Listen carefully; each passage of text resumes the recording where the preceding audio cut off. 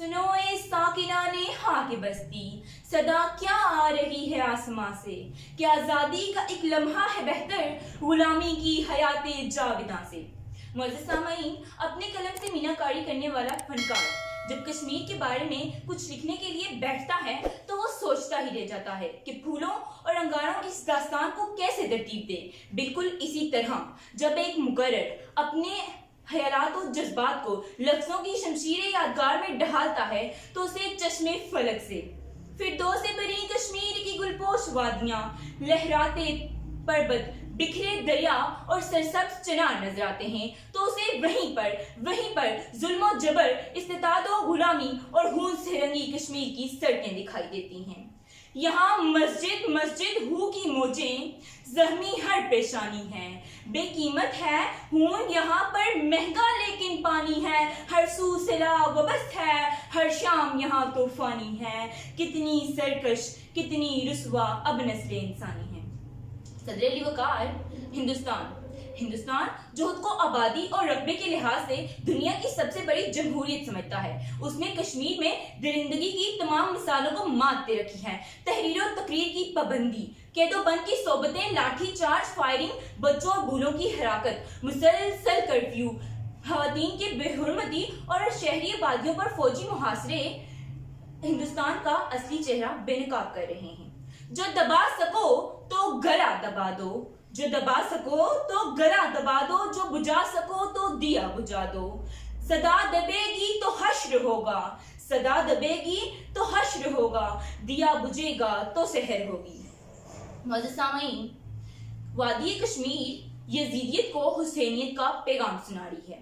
जहां दिल हरास चीहें, खून आलूद फिजाएं और दिल दहला देने वाली दस्तानों का मरकज बना पड़ा है। हसीन और जमीन मोहल्लात को कब्रिस्तान बनाया जा रहा है, इज्जतों को तार तार करके दरिंदगी का आलम लहराया जा रहा है, मस्जिदों और मिज़ारों को निशाना बनाया जा रहा है।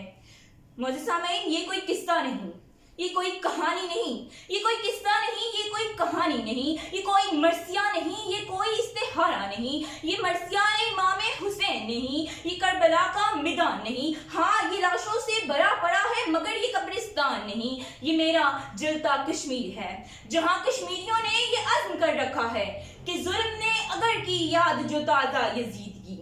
कि जुल्म ने अगर की याद जो ताज़ा यजीद की, बन जाएंगे मिसाल करबला के शहीद की।